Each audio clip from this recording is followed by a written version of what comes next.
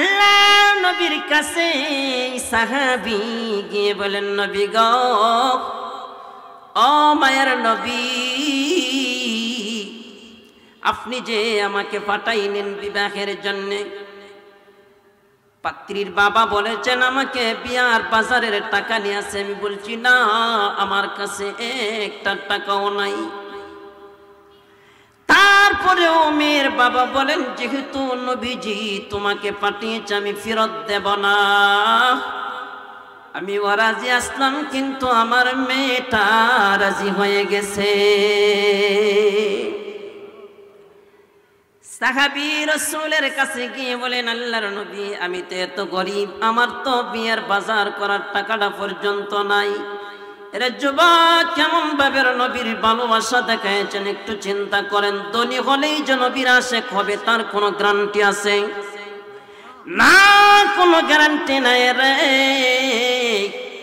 রিকশার ড্রাইভারও আল্লাহর নবীর আশেক হতে পারে, ঠিক কিনা?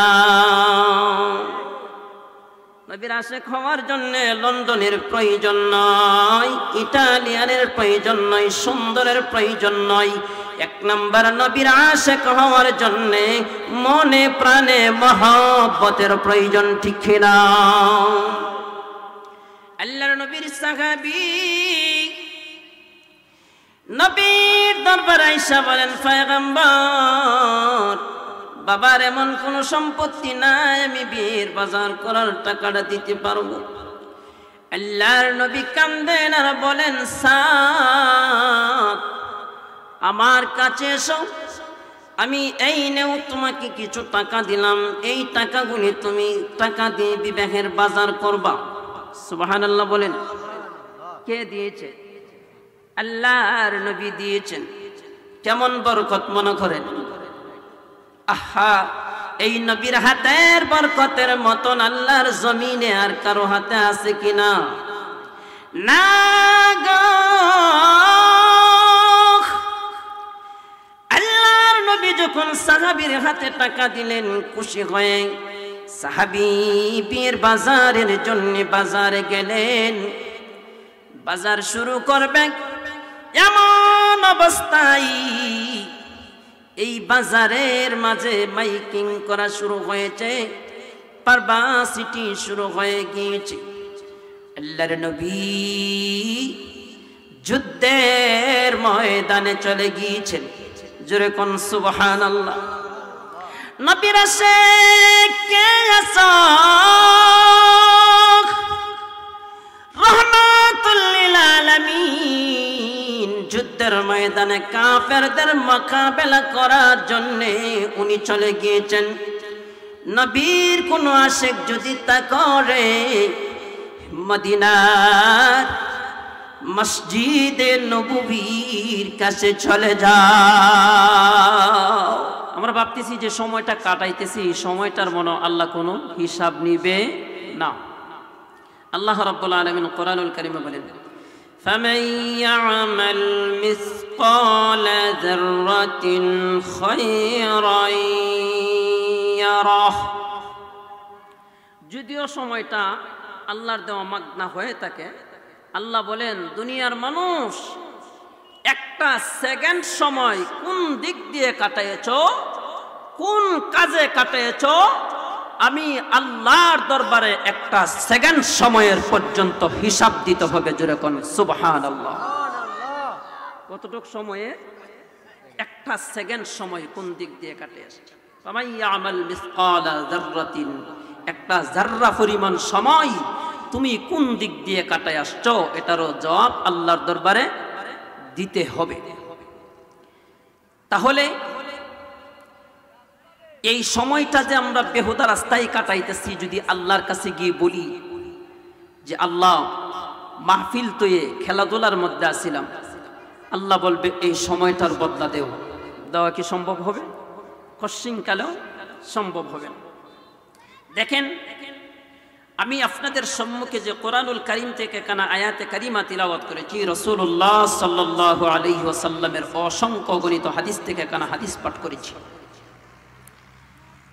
আমি আমার আলোচ্য আয়াত এবং হাদিসকে সামনে রেখে কিছু কথাবার্তা বলার তৌফিক চেষ্টা করব। আমা তৌফিকি ইল্লা বিল্লাহ। তবে এর আগে বলতে চাই যুবকদের ব্যাপারে একটা কথা। আল্লাহর নবী রহমাতুল্লিল আলামিনের কাছে একজন যুবক বেশ্রী কালো রসুলের কাছে আইসা বলতেছে, রসুল আমি 1 নম্বরে গরিব, 2 নম্বর হলাম কালো, আমি কি বিয়ে করতে পারবো? সুবহানাল্লাহ বলেন। কার কাছে বলতেছে? আল্লাহর রসুলের কাছে। আল্লাহর রসুল বলেন যে তুমি শুধু বিয়েই করবা না, বরং নাসিরনগর সদরের সবচাইতে বড় সর্দারের মেয়ের বিয়ে করবা। এখন যদি নাসিরনগরের একজন গরিব এবং বেশ্রী ছেলে রেখো যে তুমি শুধু বিয়েই করবা না, নাসিরনগরের সবচাইতে বড় ধনী এবং সবচাইতে বড় সর্দারের মেয়ের বিয়ে করবা এবং সবচাইতে সুন্দরী মেয়ের বিয়ে করবা, কি মনে করুন বেড়ার খাকি আসতে দিব না জুড়ে দিব? নাকি সিল্লি দিব না হাসি দিব? আরে বাবা রে, বেড়ার হাসি কি ভিতর থেকে, মুখ থেকে আইব না ভিতর থেকে? একবারে ভিতর থেকে আইব। কারণ হইলে কি তা ভাবছিলাম বেওই করতে পারতাম না, এখন সর্দারের মেয়েও পাই, আবার সুন্দরী 1 নাম্বার পাই। আল্লাহর রাসূল তখন বললেন, সাদ রাদিয়াল্লাহু তাআলা আনহু সাহাবীর নাম। তখন সাহাবী বলেন, রাসূল প্রস্তাব দিবে কে? আল্লাহর রাসূল বলেন, প্রস্তাব তুমি নিজেই দিবা। সুবহানাল্লাহ বলেন, প্রস্তাব তুমি নিজেই দিবা। রাসূল আমি নিজে প্রস্তাব দিব? কা তখন বলে, কখন প্রস্তাবটা দিব? তার তো মনে টিমিস টিমিস, কারণ হলো কি তা সদরের 1 নম্বর সর্দারের মেয়ে, আবার 1 নম্বর সুন্দরী, যত তাড়াতাড়ি আনতে পারি তত তাড়াতাড়ি লাভবান হয়ে গেলাম, ঠিক না? ওই চিন্তা ধারণা। রাসূল বলেন তুমি নিজেই প্রস্তাব দিবা। উনি নিজেই প্রস্তাব নিয়ে গেলেন এই সর্দারের কাছে। প্রস্তাব নিয়ে যাওয়ার পরে ওনার মেয়েটা হলো 1 রুমে আর উনি হলেন আরেক রুমে। আল্লাহর নবীর সাহাবী বলতেছেন, আল্লাহর রাসূল আমাকে পাঠিয়েছেন আপনার মেয়ের বিয়ের প্রস্তাবের জন্য। এই কথা যখন বললেন, উপর আসে আর একজন মুরব্বী আসলে তো রহমত আছে আল্লাহ আসে। তখন ভাইয়ের আমার, যুবকদের কারণে কথাটা বলতেছি, যুবকরা কিভাবে নবীর আশেক হয়। তখন ওই সাহাবীকে রাসূল বললেন তুমি নিজেই প্রস্তাব দিবা। প্রস্তাব নিয়ে গেলেন, গিয়ে বললেন আল্লাহর রাসূল বলছে আপনার মেয়ের বিয়ের প্রস্তাবের জন্য। বলে কার জন্য? আমার জন্য। ওই মেয়ের বাপে ছেলেটার শুরু থেকে শেষ পর্যন্ত চাইছে, না কইল অত বড় মোটা, টোট হইল রেল গাড়ির মতন, রেল লাইনের রাস্তার মতন, চেহারারও কোনো ডক মিল নাই। রসুল ফাটাইছে আমার মেয়ে এত সুন্দর আর আমি এত নামি দামি ব্যাপার বেটা, আমার মেয়ের এই ছেলের টেন বিয়া দিলে মান সম্মানের একটা প্রশ্ন আছে না? হ্যাঁ, কারণ হলো কি আমরা বিয়ার প্রস্তাব নিতে গেলে আগে যাই যাচাই করি, এ বেটা খাটে ফাটে তো কাম করন লাগবো, কিতা কই কন্যা খাটে ফাটে কাম তো করন লাগবো, যে জায়গাত মিলবো ওই জায়গাত দিতে হইব। ফহির ফলা হয়ে যদি বাচ্চার দিনে বিয়া করতে চাস্তে ওইলা কাম হইব, বিয়া তো করতে পারতোই না, ফিটে খাইয়া মরবে, ঠিক কিনা? যেখানে যার যেটা মিলে মিল পরিমাণে কাজ করন লাগবো। এখন এবারে যে গেছে বেটার সাটে ফাটে মিলছে না, কোনোভাবেই না, সুন্দরও মিলে না, দনেও মিলে না, সর্দারিও মিলে না। শেষ পর্যন্ত না আমার মেয়ে তোমার কাছে বিয়ে দিতাম। এখন কি বেটা খুশি হয়েছে না বেজার হয়েছে? শ্বশুর বাড়ির একটা সিস্টেম আছে, কিন্তু দেখবেন যদি শ্বশুর বাড়িতে দাওয়াত দেয়, মিষ্টি যদি 2 খাডামের জায়গা 4 খাডাম খাক কইলাম আফর রাখবো সামনের দিকে, মিশা কথা হয়েছিল না। আর মুখ কইলাম বেজার থাকে না, সবসময় খুশি থাকে। হ্যাঁ, খাই খেয়ে তালে আরেক যত শরীরের কেটাবো পারে, কারণ 2 হাতে 2 মিষ্টির কাটাম গেলে দর দর হইতো না, না হয়ে জব করবো। আর যদি কুস্তা না লয়ে যাই তবু জামাই দিয়েছে কিতা করতাম, এই বেটি কিতা করতাম, অর্থাৎ আতো যেমন কুস্তা নাই বড় মুরুখ তো জব হরবার লাগে নেই, ঠিক না? কারণ তুমি আতো হইরা কুস্তা আনছো না, এই কারণে জব হরবার লাগে কুস্তা দেওয়ান যেত না। তখন দেখা যা ওই সাহাবী বেজার হয়ে চলে যাইতেছে, ওনার মেয়েটা যে ওই রুমে আসিন, মেয়েটা সাহাবী বিদায় হওয়ার পরে এই বাজুত আসছে, আয়েশা বাবাকে বলতেছে, আব্বা এই যে সাহাবী চলে যাইতেছে উনি কি প্রস্তাব নিয়ে আসছিল? বলে তোমার বিবাহের প্রস্তাব নিয়ে আসছিল। বলে আপনি ওনাকে বিদায় করে দিলেন কেন? বলে এই সাহাবী 1 নম্বর কালো, 2 নম্বর হলো গরিব, 3 নম্বর তার চেহারার কোনো ডকনমানা নাই, ওর কাছে আমার মেয়ের বিয়ে দিলে আমার কলঙ্কি হবে। তখন বলে আব্বা, যদিও আপনি সাহাবীকে কালো দেখেন, যদিও বিশ্রী দেখেন, সে তো নিজের ইচ্ছাই আসে নাই, রহমাতুল লিল আলামিন উনাকে পাঠিয়েছে, যেরকম সুবহানাল্লাহ। তখন কি করব? মেয়ে এই সাহাবীকে ডাক দেন, আপনি যদিও আমাকে বিয়ে দিতে রাজি না হন, আমি আল্লাহর নবীর সাহাবী হিসাবে বিয়ে বসতে রাজি হয়ে গেলাম। আর একটু জোরে কোন। মেয়ে রাজি হয়ে গেলে আর কি কেউ বান্দা রাখতে পারবো? সবাই রাজি, কিন্তু মেয়ে রাজি। এখন বিয়ে দেওয়ান লাগবো নি। তখন আল্লাহর নবীর সাহাবীকে ডাক দিলেন, হে আল্লাহর নবীর সাহাবী, আমি বলেছিলাম আমার মেয়েকে তোমার কাছে বিবাহ দিব না। না, আল্লাহর নবীর সাহাবী সংবাদটা রাসূলের দরবারে পৌঁছার আগে আবার ফিরে আসেন। কারণ হলো কি, তুমি তো নিজের ইচ্ছাই আসো নাই, রহমাতুল লিল আলামিন তোমাকে আমার মেয়ের প্রস্তাব দিয়ে পাঠিয়েছেন। আমি একজন নবীর আশিক, নবীর কথা যদি আমি কোনো কারণে অমান্য করি, আল্লাহ বেজার হয়ে যাবে। আল্লাহ যদি বেজার হয়, আমার জন্য আল্লাহর তৈরি জাহান্নামটা বাজেট হয়ে যাবে। এ সাহাবী, আমি ভুল করেছি, তুমি তাড়াতাড়ি ফিরে আসো রে, আমার মেয়েকে তোমার কাছে বিয়ে দিব। জোরে কোন সুবহানাল্লাহ। সাহাবী হাসি মাইরা ওই বিচারকের দরবারে আইসা বলেন, আপনি আমাকে আবার কেন ডাকলেন? বলে, সাহাবী রে, তুমি সত্য করে বলো, তুমি কি নিজের ইচ্ছায় আসছো না রহমাতুল লিল আলামিন তোমাকে পাঠিয়েছে?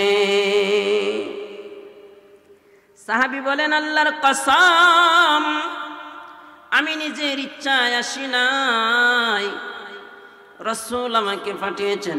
সুবহানাল্লাহ। তখন বলেন, সাহাবী, এই সংবাদটা যদি গিয়ে রাসূলের দরবারে দাও, রাসূল যদি শুনে রাসূলের কথাটা আমি অমান্য করেছি, রাসূল কি খুশি হবে না বেজার হবে? আল্লাহর নবী যদি কোনো কারণবশত বেজার হয়, আল্লাহ মনে হয় খুশি হবে? কি বলেন? রাসূল যদি বেজার হয়, আল্লাহ কি খুশি হবে? না, কশিনকালেও না। কারণ আল্লাহ বলেন, আমার পয়গম্বর যেই জায়গায় বেজার হয়ে যাবে, আমি আল্লাহ সেই জায়গায় পয়গম্বরের চাইতে বেশি বেজার হয়ে যাব।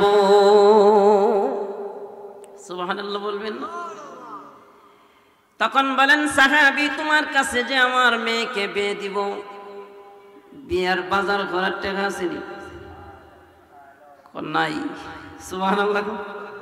বিয়ার বাজারে টাকা নাই। আল্লাহ নবীর কাছে সাহাবী গিয়ে বলেন, নবী গো, ও মায়ের নবী,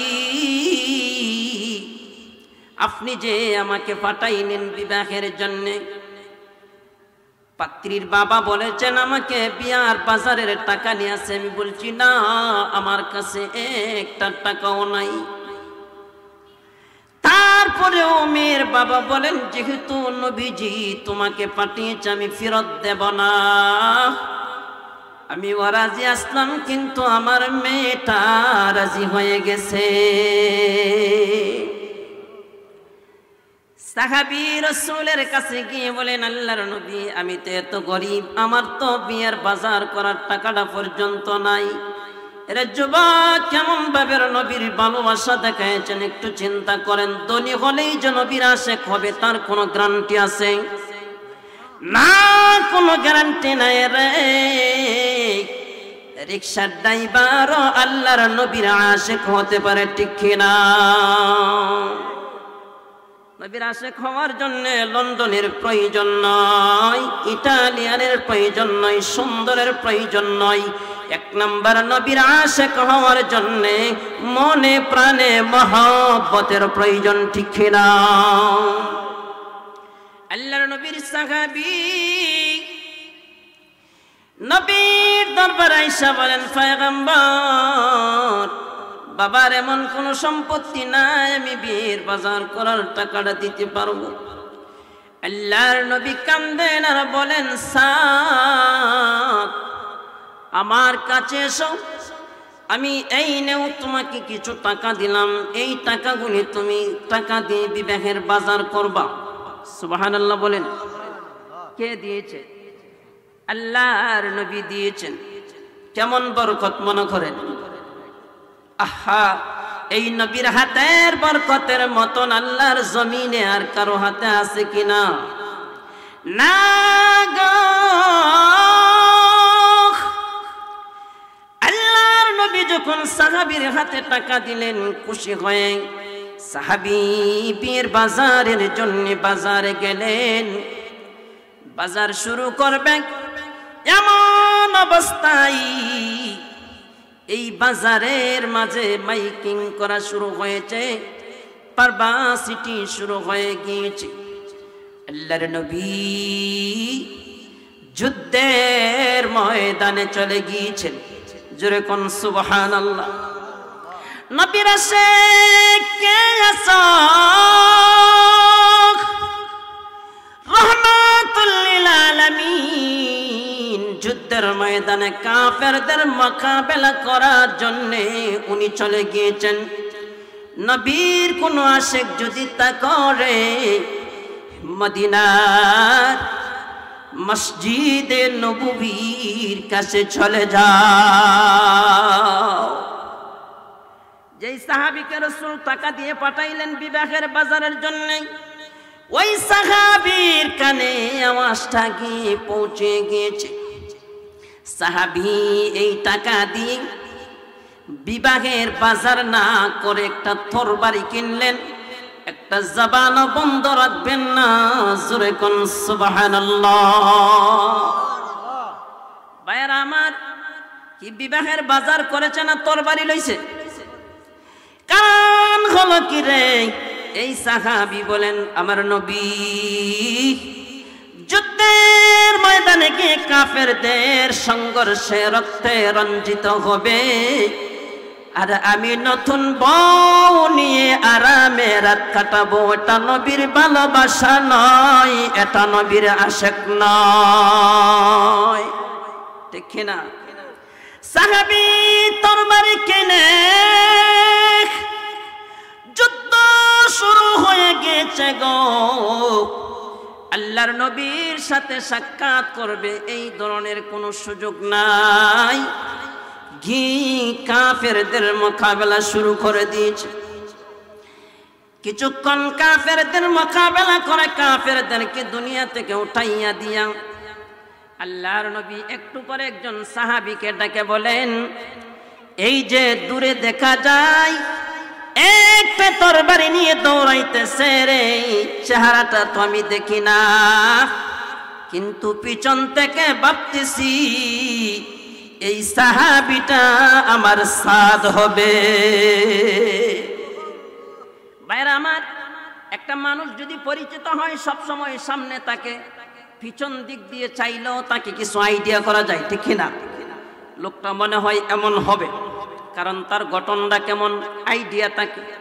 আল্লাহর নবী কান্দেন আর আরেকজন সাহাবীকে কাছে আইনা বলেন, রে সাহাবী, তাকায় দেখ, আমি তো আমার সাথে যুদ্ধের কথা বলি নাই রে, আমি বিবাহের জন্য বাজারের জন্য টাকা দিয়েছি, বাজার করার জন্য। এই সাথ কিভাবে এই যুদ্ধের কথা শুনলো?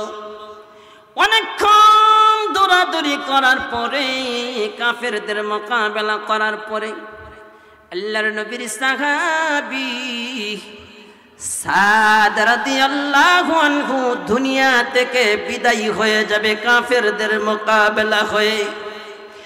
দেহটা মাটিতে তরতর করে কাঁপতেছে। এমত অবস্থায় আল্লাহর নবীর সামনে সাহাবীকে নিয়ে আসা হয়েছে। আল্লাহর নবী সাদের দিকে তাকাইয়া কান্দেন আর বলেন, রে সাদ, তোকে তো আমি পাঠিয়েছি বিবাহ করার জন্য, বিবাহের বাজারের জন্য। তুমি যুদ্ধের ময়দানের কথা কিভাবে শুনলাই? সাদ রাদিয়াল্লাহু আনহু আল্লাহর নবীর চেহারার দিকে তাকাইয়া বলেন, ওগো নবীজি, আমি যখন বাজারের জন্য প্রস্তুত হলাম তখন শুনি এই বাজারে মাইকিং চলতেছে, রহমাতুল লিল আলামিন সরকারে দু আলম যুদ্ধের ময়দানে কাফেরদের মোকাবেলা করার জন্য চলে গিয়েছে। আমার ভিতরে আর বিবাহের কথা স্মরণ নাই। আপনি নবীর কথা আমার ভিতরে তীরের মতন নিক্ষেপ হয়ে গিয়েছে। আমি বিয়ের বাজার না করে এই টাকা দিয়ে তরবারি কিনে আমি যুদ্ধের ময়দানে হাজির হয়েছি। না জানি আমি সাহাবী বেঁচে থাকা অবস্থায় আমার নবীর গায়ে যদি কোনো দুশমন একটা আঘাত করে, আমি সাত কমপক্ষ এটা মেনে নিতে পারবো না। এই সাদ রাদিয়াল্লাহু আনহু বিদায় হয়ে যাবে। এমন তো অবস্থায় আল্লাহ নবীর চেহারার দিকে তাকাইয়া কান্দেন আর বলেন, নবী গো, ও নবী, মনে হয় আর বেশিক্ষণ দুনিয়াতে থাকবো না। জোরে কোন সুবহানাল্লাহ। কারণ আমার সাকরাত শুরু হয়ে গেছে। আল্লাহ নবীকে বলেন, নবী গো, তবে আপনার কাছে আমার একটা কথা, কিয়ামতের কঠিন ময়দানে আপনি বইলেন আপনি বিয়ে বাদ দিয়া নবীর মহব্বতে যুদ্ধের ময়দানে জীবনটা দিয়ে দিলাম। নবী একটা সাক্ষী দিবেন, আল্লাহর নবী আপনি সুপারিশ করবেন। আল্লাহর নবী রাহমাতাল লিল আলামিন ওই সাহাবীকে ডাক দিয়ে বলেন, এ সাহাবী, আল্লাহ রাব্বুল আলামিন হাদিস শরীফের মধ্যে উল্লেখ করেছেন, আল্লাহর রাসূল বলেন, দ্বীনের রাস্তায় যে মৃত্যুবরণ করে আল্লাহ রাব্বুল আলামিন তাদের সম্পর্কে কোরআনে ঘোষণা দিয়েছেন, তারা মৃত নয়, তারা হলো জীবিত। এমনকি কিয়ামতের মাঠে যখন হাসরের ময়দানে মানুষ যখন জমাট হবে, এক কোয়ালিটির মানুষ দেখা যাবে, তাদের জামাগুলি লাল বর্ণের। সুবহানাল্লাহ বলেন। মানুষগুলি বলবেন, সবার কাফন কি লাল নীল আছে না সবার কাফন সাদা? কাফন কি কালারিং না সাদা? সাদা কাফন দিয়ে সবাইকে দাফন করা হয়। ওগো আল্লাহ, এই যে একটা দল আলাদা দেখা যায়, তাদের জামাগুলি হলো লাল, তারা কারা? আল্লাহ রাব্বুল আলামিন তখন বলবেন, তারা হলো তারা আমি আল্লাহর জন্যে নবীর জন্যে জমিনে জীবন দিয়েছে যারা। তারা কারা? আল্লাহ এবং নবীর জন্যে, দ্বীনের জন্যে, আল্লাহর রাস্তায় জমিনে জীবন দিয়েছে যারা, তারা হলো তারা। বলে তারা আলাদা কেন? বলে তারা আলাদা হলো, আমি আল্লাহ কোরআনে তাদের সম্পর্কে ঘোষণা দিয়েছি, ওয়ায়ুদখিলাল জান্নাতা বিগাইরি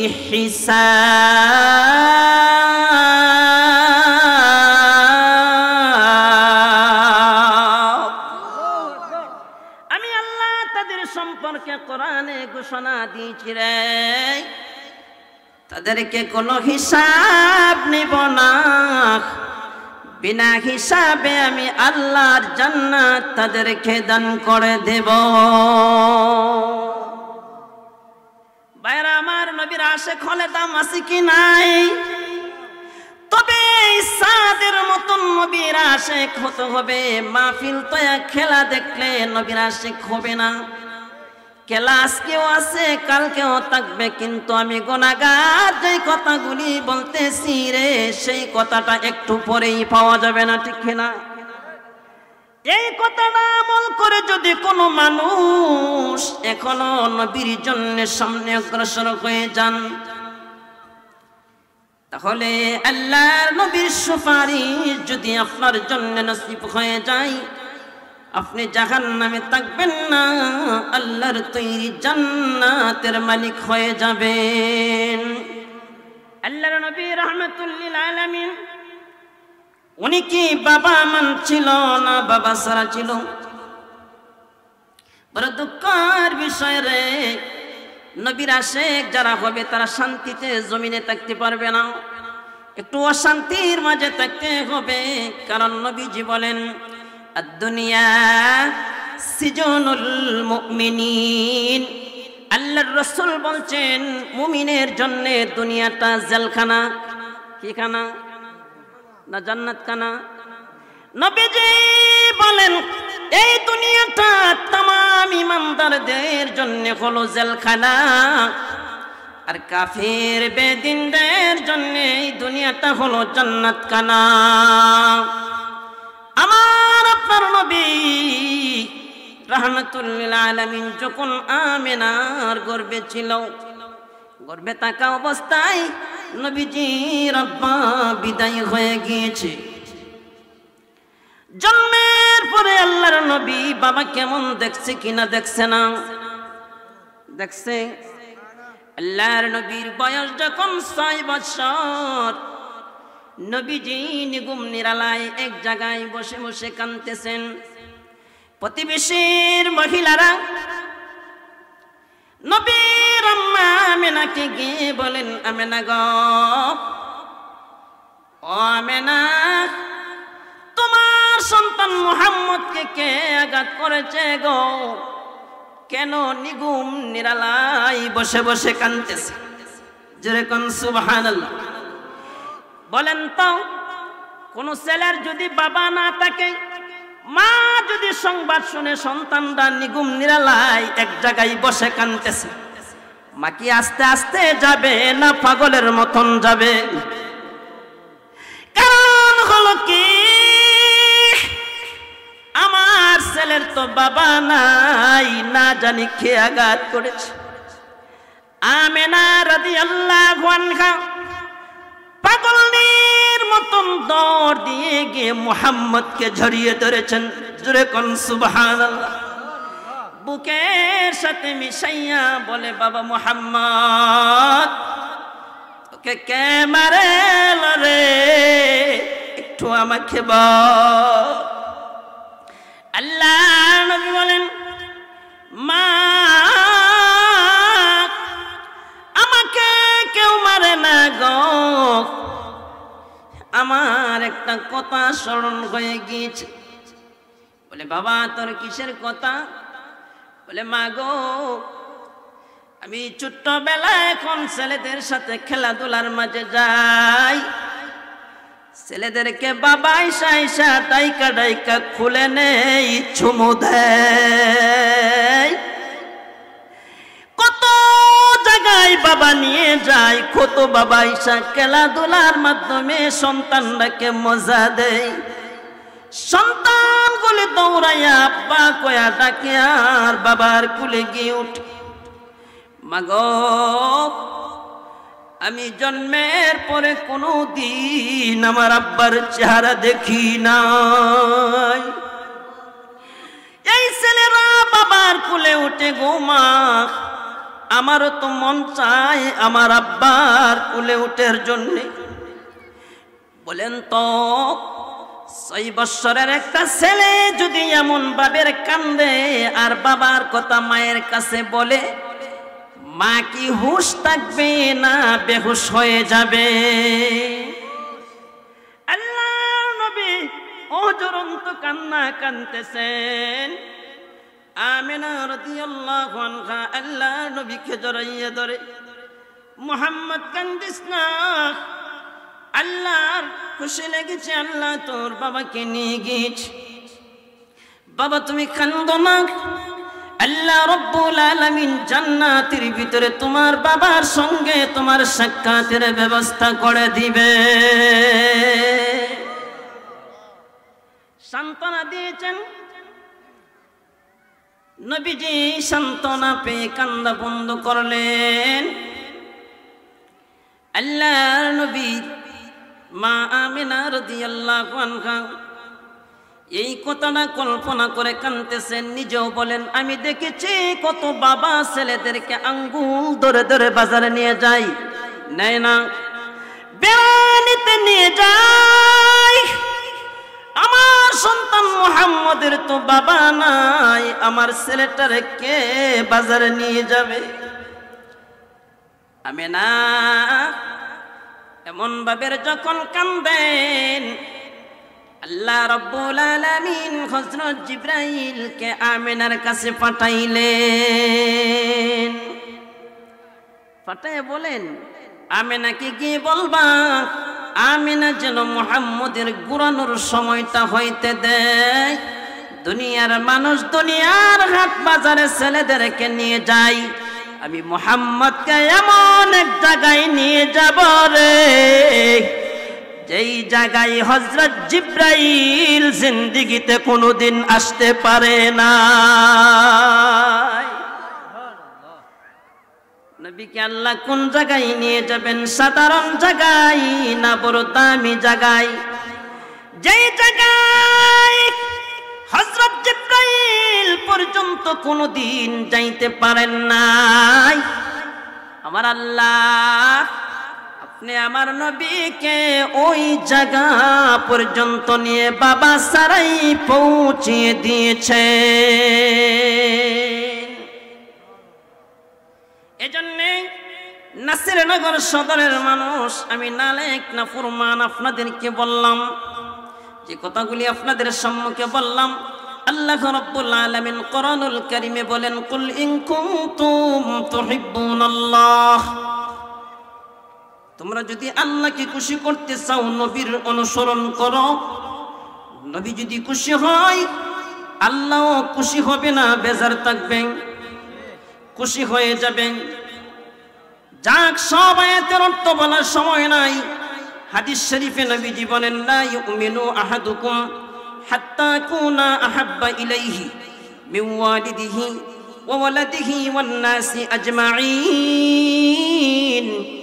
আল্লাহর নবী বলেন, তোমরা ততক্ষণ পর্যন্ত পূর্ণ মুমিন হতে পারবা না যতক্ষণ পর্যন্ত মিন ওয়ালিদিহি, তুমি তোমার ছেলে মেয়ের চাইতে, ওয়া ওয়ালাদিহি, ধন সম্পত্তির চাইতে, এমনকি নিজের জীবনের চাইতেও যতক্ষণ পর্যন্ত আমি নবীকে বেশি ভালো না বাসবারে, ততক্ষণ পর্যন্ত তুমি খাঁটি ঈমানদার হতে পারবা না।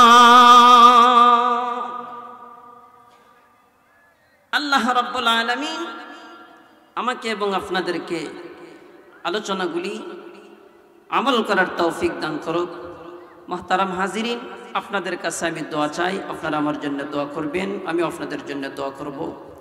আমি নগণ্য নালায়েক আপনাদের কাছ থেকে বিদায় নিয়ে আরেকটা জায়গায় যাব, ওখান থেকে আবার লাখাই গুনাহগারের কয়েকটা কথা বলার জন্য আজকে রাতের 10টা বাজে এখানে হাজির হতে হবে। তবে আপনাদের দোয়ার বরকত ছাড়া কথা বলা সম্ভব হবে না। এই জন্য আপনাদের কাছে আমি দোয়া চাই, আমি আপনাদের জন্য দোয়া করব। বিশেষভাবে আমার আহলিয়া প্রচণ্ড অসুস্থ, ক্যান্সারে আক্রান্ত, এই জন্যে আপনাদের কাছে আরো বিনীত আরজ, ওনার জন্য দোয়া করবেন। আল্লাহ রাব্বুল আলামিন সকলের বসা এবং কথাবার্তাগুলিকে যেন নাজাতের জরিয়া বানিয়ে দেন। সকলে বলি আল্লাহুম্মা আমিন। ওয়া আখিরু দাওয়ানা আলহামদুলিল্লাহি রাব্বিল আলামিন। আসসালামু আলাইকুম ওয়া রাহমাতুল্লাহি ওয়া বারাকাতুহু।